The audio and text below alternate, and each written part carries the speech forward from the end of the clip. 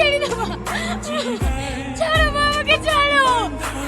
লাগাও, আরো ভালো করে লাগাও। আমাকে কেউ বিয়ে লেগে দেখতে আসলে ওর উপর পাহাড় বেরিয়ে যায়।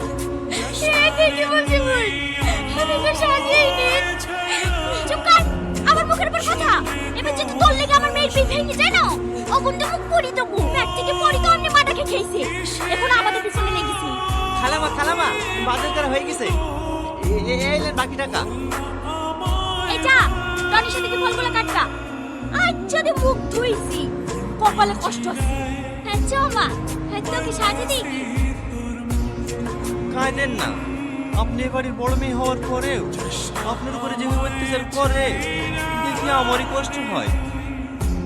আজ যদি আপনার আপন বেঁচে থাকতো তাহলে কোনোদিন আপনাকে এইভাবে কষ্ট দিতে পারতো না।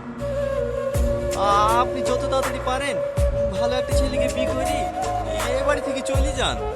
চুপ করো, তোমাকে অনেক গান দিতে বলিনি। এই সালমা, মানুষ চলে এসেছে, তাড়াতাড়ি ফলগুলো রেডি করে আয়। হ্যাঁ আসছি মা। চাকরি ভাই বছর খানিক হইলো, আর আব্বা পাটের ব্যবসা করে, ওইগুলো দেখাশোনা করতো।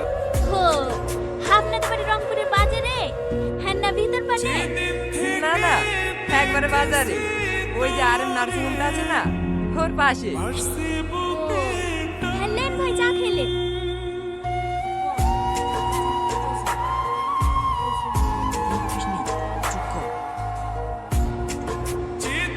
দাঁড়ান, আমি তুলে দিচ্ছি। সরি চলছে নাকি? না ঠিক আছে। আব্বা, আমি এই মেয়েটাকে বিয়ে করবো।